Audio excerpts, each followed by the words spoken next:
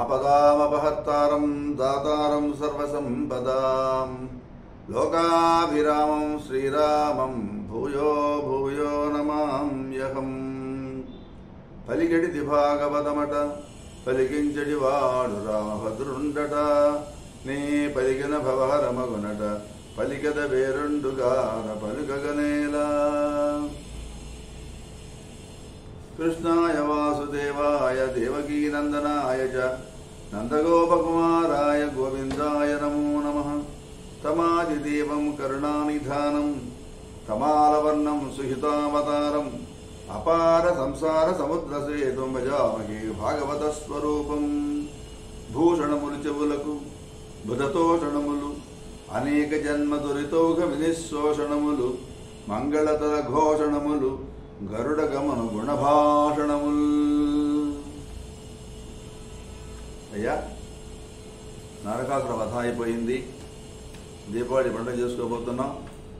ఆ సందర్భంలో ఓసారి నారదుడికి అనుమానం వచ్చింది, ఏరా ఈ నరకాసురుడి దగ్గర ఉన్నటువంటి 16,000 మంది స్త్రీలని కూడా ఈయన వివాహం చేసుకున్నాడు కదా, ఈ 16,000 మందితో ఎట్లా ఆయన కాపురం చేస్తున్నాడు అని ఆశ్చర్యపడ్డాడు నారద మహర్షి.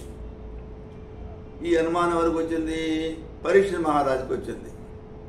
సుఖ మహర్షి, నువ్వు మహానుభావుడివి కదా, ఈ కృష్ణ పరమాత్మ ఈ 16,000 మందిని కూడా నరకాసుడి బారి నుంచి తొలగించి తన వాళ్ళని చేసుకున్నాడు కదా, వీళ్ళందరితో ఎట్లనయ్యా ఈ కాపురం చేస్తున్నాడు, నా అనుమానం వచ్చింది అని అడిగాడు. నరవన యొక్క నాడు విని నార సంయమి మాధవుండు తా నరకు నిద్రించి వాని భవనంబుననున్న 16,000 సుందరులను ఒక్కమాడు ప్రమదంబున అందరి కన్నిరూపులై పరిణయమయ్యే నా విని శుభస్థితి దుర్విధంబు చూడగన్. అదేంద్రా విను, కృష్ణుడు నరకాసురుని చంపాడు కదా, ఆ నరకాసుర మందిరంలో ఉన్న 16,000 అందగత్తెలను వహించాడు. ఒక్కమారుగా అందరికీ కూడా అన్ని రూపాలతో తన స్వరూపంతో అందరికీ కూడా అంటే వనిష్ఠు మనలాగా కనపడి వివాహం చేసుకున్నాడనే వార్త నారద మహర్షి విన్నాడు. అతని వైభవాన్ని చూద్దాము అని చెప్పి ఒకరోజు కోరికతో ద్వారకా నగరానికి వచ్చాడు నారద మహర్షి. నారదుడు ద్వారకలో ప్రవేశించాడు. చిలుకలు, గోరువంకలు, నెమళ్ళు, కోయిలలు ఆనందంతో కలకలారవాలు చేస్తూ ఉంటే ఆ పబ్లిక్ గార్డెన్స్ లాగా, ఆ నందనోద్యానవనంలాగా ఆ వనాలన్నింటినీ కూడా చూశాడు. హంసలతోటి, బెగురు పక్షులతోటి, పద్మాలతోటి, కలువలతోటి శోభిస్తూ ఉన్నటువంటి సరోవరాలను సందర్శించాడు. వరి పంటలతో కళకళలాడే క్షేత్రాలతోటి, చెరుకు తోటలతోటి కనువిందు చేసే నదీ తీరాలను తిలకించాడు. కొండ చర్యల నుంచి ఎప్పుడూ జల్లులుగా పడుతున్న సెలయేటి నీటి తుంపరుల వల్ల ఎప్పుడు చూసినా కూడా ఒక హేమంత ఋతువులాగా అలరారుతుండేటటువంటి ఆ ప్రదేశాలన్నీ కూడా చూచాడు. ఆశ్చర్యపోయినాడు. బ్రహ్మతో సమానమైనటువంటి స్వర్ణకారుల చేత తయారు చేయబడి భోగభాగ్యాలతో తొలతూగే వరలక్ష్మి తన చేతికి ధరించిన నవరత్న ఖైతమైన బంగారు కంకణంలాగా ప్రకాశిస్తున్నటువంటి అద్భుతమైన కోటను చూశాడు నారదుడు. ఆ ద్వారకాందన ఎట్లా ఉంది? పెద్ద పెద్ద మేడలు ఉన్నాయట. ఆ సౌధాల గవాక్షాలలో చూస్తూ ఉంటే బయటికి అగర ధూమాలు వెలువడుతూ ఉన్నాయి. ఆ నల్లని పొగగుంపలు మేఘాలను భ్రమించి తాండవం చేస్తున్న నెమళ్లను అక్కడ ఉండేటటువంటి స్త్రీలు ఎంతో అనురాగంతో లాలిస్తూ ఉన్నారట. ఈ రకంగా చిత్రమైన జెండాలు ఎగురుతూ ఉన్నాయి. బాలగోపాలుడు చేసిన పోతన సంహారం మొదలైన వీరగాథలన్నీ కూడా బంగారు అక్షరాలతోటి చెక్కినటువంటి ఫలకాలు ఆ గోపురాల పైన విరాజమానం అవుతూ ఉన్నాయి. ఈ నందనందన సుందరుడిని సందర్శనం కోసం చేసే నానా దేశాల రాజులంతా కూడా కానుగలుగా తెచ్చినటువంటి ఏనుగులు మదధారల చేత తడిచిన ప్రదేశాలని వచ్చేపోయే వారి కంకణాల ఒరిపిడి వల్ల రాలిపడిన బంగారు పొడిగా మారుస్తూ ఉన్నాయి. ఎక్కడన్నా చూడు, ప్రతి ఇంటి ముందు కొత్త రత్నాలతో ముద్దుగా తీర్చిదిద్దిన ముత్యాల ముగ్గులు అలరారుతూ ఉన్నాయి. నిన్న మన కామాక్షమ్మ గుడి ముందు చక్కగా మన వాళ్ళు ఈ ముగ్గులు వేసి రంగవల్లిని తీర్చిదిద్దారు, ఎంత అందంగా ఉన్నాయి. అట్లా ఆ పట్టణం పన్నీరు తల్లి విధులతోటి, వద్యమాన సంగీత మంగళారావాలతోటి, సముద్ర ఘోషాన్ని కూడా కించపరిచేటట్టుగా భేరీ మృదంగాది కాహళాది తూర్యధ్వనులతో నిండిపోయింది. అష్టదిక్పాలక పట్టణాలను కూడా మరిపించేట్టుగా ఉంది ద్వారకా పట్టణం. దాంట్లో ప్రవేశించాడు నారద మహర్షి. అక్కడ విశ్వకర్మ చేత నిర్మించబడ్డటువంటి అంతఃపురంలోని 16,000 సౌధాలలో శ్రీకృష్ణుడిని చూచాడు. ఆశ్చర్యపోయినాడు. స్ఫటికపు కంబాలు, పగడాల పట్టెలు, మరకతమణుల కప్పులు శోభిస్తూ ఉంటే, వైడూర్యాల మంజూరాలు, వజ్రాల కిటికీలు కాంతులీడుతూ ఉంటే, పద్మరాగాల నడికొప్పులు, నీలాల సోపానాలు వెలసిల్లుతూ ఉంటే, చంద్రకాంత వేదికలు, గరుడ పచ్చల గువ్వగూళ్ళు ప్రకాశిస్తూ ఉంటే, ఆణిముత్యాలు కూర్చిన తలుపులు, సువర్ణమయ తాళభంజికలు, పావురాల జంటల కుహుకుహులతోటి కూడిన గూళ్ళుగా ద్వారకా నగరాన్ని దర్శించాడు నారద మహర్షి. చలికెత్త కాలి అందెల సుందర నినాదాలతో నిండిన మంజుల మణిదీప మాలికలతో వెలిగింది ఒక అందగత్తె సౌధంలోకి వెళ్ళాడు. బంగారు కంకణాలు గరగల్లాడుతూ ఉంటే, ఈ కంజాతలోచనలు వీస్తున్న వింజామరులు గాలికి కదులుతున్నటువంటి ముంగురులుగా అంటే కర్లింగ్ హెయిర్ ఉన్నటువంటి గోపికా వల్ల పడిన నల్లనయని నారద మహర్షి చూశాడు. ఎట్లా ఈ వీళ్ళందరినీ అలరిస్తున్నాడా అని నా ఆశ్చర్యం. బంగారు పథకాలు, మెడలో ప్రకాశిస్తున్నటువంటి కంచుకాలు, తలపాగాలు, కుండలాలు ధరించి ఉన్నటువంటి అనేక మంది జనం, అట్లాగే సమానమైనటువంటి వయోరూప గుణాలతో వెలసిల్లి వేలాది లీలావతులు సేవిస్తూ ఉంటే, బంగారు సింహాసనం మీద కొలువుదీరి కూర్చున్నటువంటి గోపాలకృష్ణుడిని నారద మహర్షి దర్శించాడు. ఎదురుగా వస్తున్న నారద మహర్షిని తన సింహాసనం దిగి వెళ్ళి స్వాగతం పలికాడు కృష్ణుడు. తన కిరీటంలోని మణుల సమూహం తాకేటట్లుగా వరుడైనటువంటి నారద మహర్షి పాద పద్మాలకు నమస్కారం చేసి కృష్ణ పరమాత్మ తన సింహాసనం పైన కూర్చోబెట్టాడు. తన పాద తీర్థం, తన చరణ కమల తీర్థం చేత సర్వలోకాలను పవిత్రం చేసే ప్రాచీనముని లోకగురుడు అయినటువంటి శ్రీకృష్ణుడు నారదుడి యొక్క పాదతీర్థము తన తలపై చల్లుకున్నాడు. ఇది మర్యాద. నేర్చుకోవాల్సింది. సాక్షాత్ పరమాత్మ అయినటువంటి కృష్ణ పరమాత్మ, కృష్ణుడు సర్వేశ్వరుడు, యోగేశ్వరుడైనటువంటి వాడు, ఒక భాగవతోత్తముడైనటువంటి వాడు, ఒక ముని శ్రేష్ఠుడు, బ్రహ్మణోత్తముడైనటువంటి నారద మహర్షి వస్తే తన గౌరవాన్ని, తన ఆధిపత్యాన్ని, తన సార్వభౌమత్వాన్ని పక్కబెట్టి తన యొక్క శిరస్సును పాదాలు తాకేటట్టుగా మహర్షి నమస్కారం చేయటం, what message it is giving to అస్?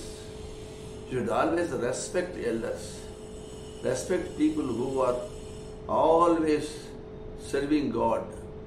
ఇసి భాగవతోత్తములు అంత మహానుభావుడు సర్వేశ్వరుడైనటువంటి కృష్ణ పరమాత్మ ఒక నారద మహర్షికి ఇచ్చినటువంటి గౌరవం ఎలా ఉంటుందో చూడండి. అప్పుడు ఆయన పాదాలు కలిగి కృష్ణ పరమాత్మ తన పైన చల్లుకున్నాడు.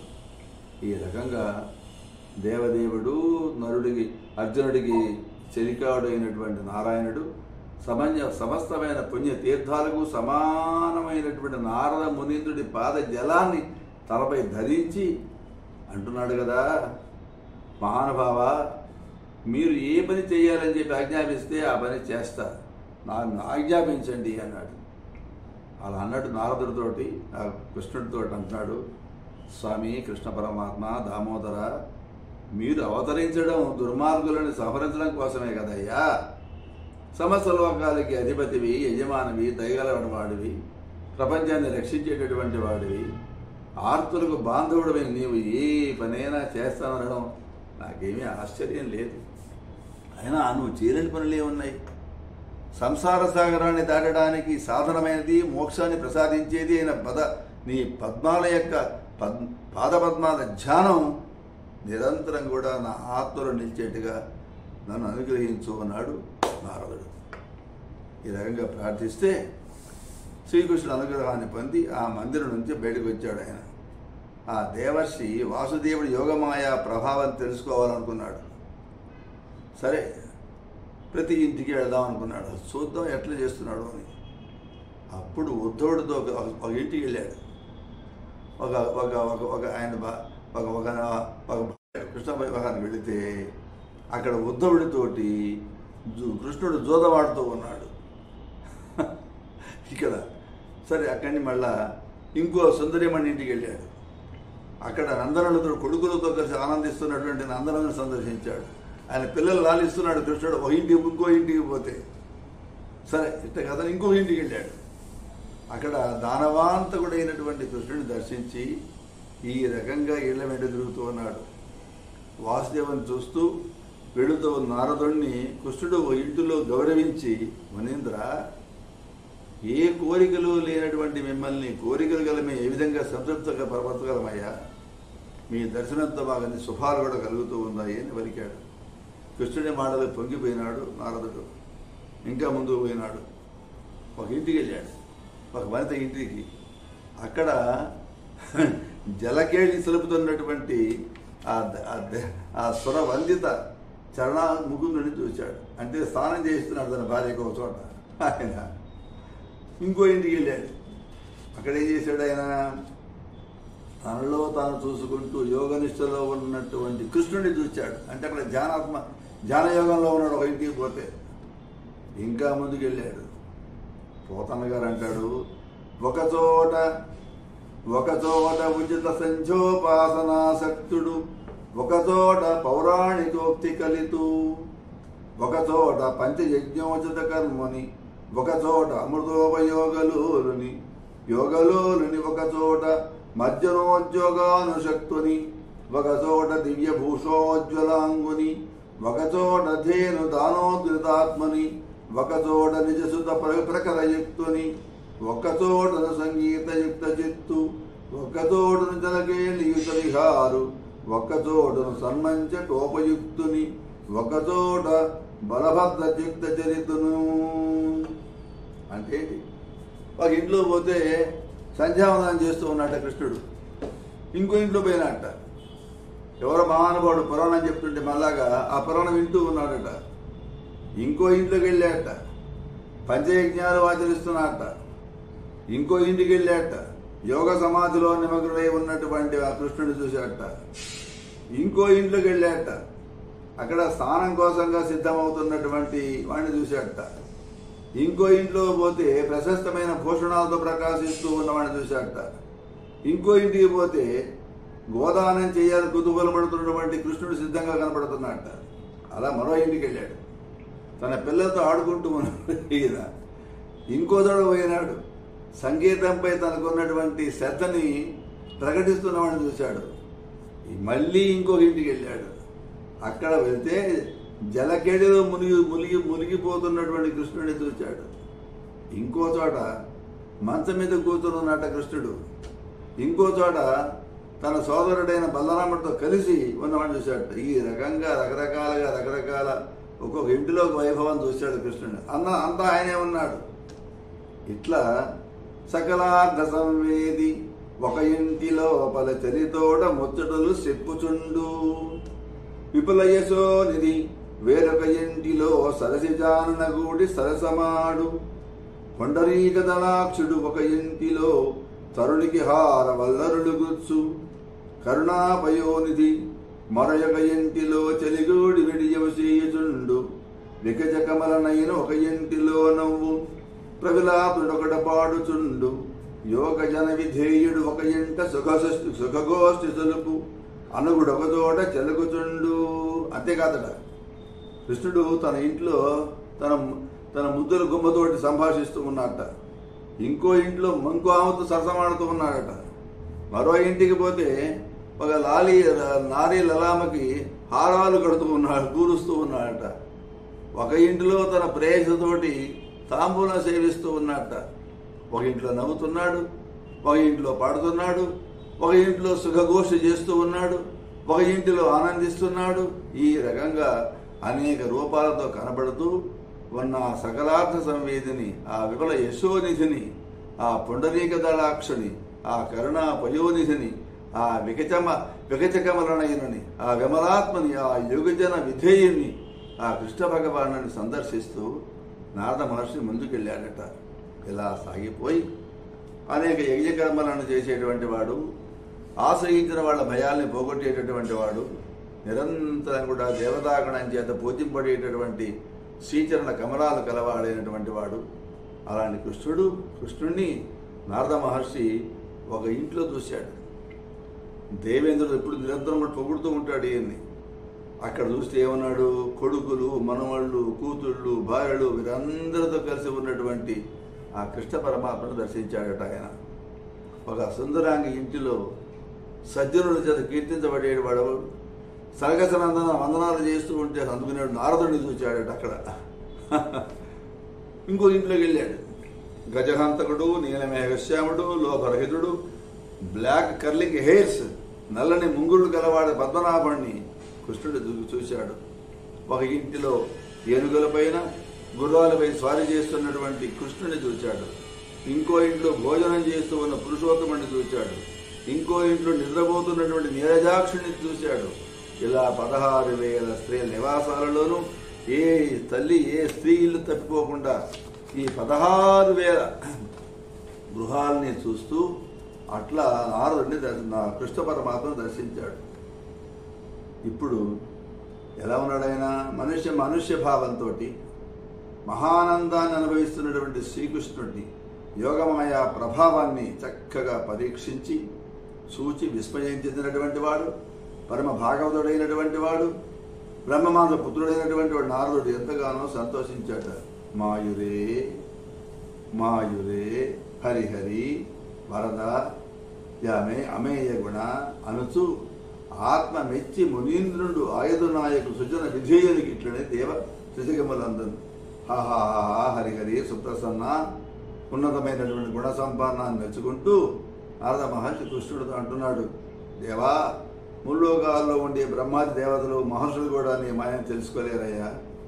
నీ భక్తి అనే అమృతంలో తీయదనాన్ని రుచిదూచిన పుణ్యాత్ములకు మాత్రమే ఈ దివ్యమైన అనుభూతి కలుగుతుంది అని ఇక నేను సెలవు తీసుకుంటాను అని చెప్పి నీ నామ సంకీర్తనాన్ని లోకాల్లో ప్రచారం చేస్తాను, నన్ను అనుగ్రహించు అన్నట్ట అని చెప్తే వాసుదేవుడి యొక్క వాగ్రౌతధారలో మునిగిన వాడిని సంతోషపడిపోయిన నారద మహర్షి తన మనసులో మంగళమయుడైనటువంటి మాధవుడిని స్మరిస్తూ అలా వెళ్ళాడ.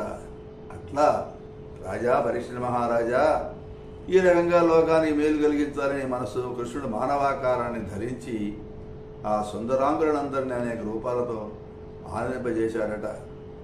ఎవరైనా సరే మహానుభావులు ఈ కృష్ణుడు 16,000 స్త్రీలను ఎలా ఆదరించాడు అనే కథని విన్నా చదివినా విష్ణుదేవుడి యొక్క పాదాలపై భక్తి ప్రాప్తించడమే కాకుండా ధన, పశు, పుత్ర, మిత్ర, కళత్రాది సౌఖ్యాలన్నీ సైతం లభిస్తాయి. ఈ లోకంలో ఈ సామాజికమైన బంధాలతోటి, కుటుంబ సంసార బంధాలతోటి ఉండేటటువంటి వాళ్ళకి సాక్షాత్తు శ్రీకృష్ణ పరమాత్మ అనుగ్రహం కలిగి వాళ్ళు తరిస్తారు అని మహానుభావుడైనటువంటి వ్యాస భగవానుడు లోకానికి ఆశీర్వాదం చేశాడు. నీ పాదగమల సేవయు నీ పాదార్చకులతోడి నెయ్యమును నితాంతాపారభూత దయ్యను తాపసమందార నాకు దయసేయగదే.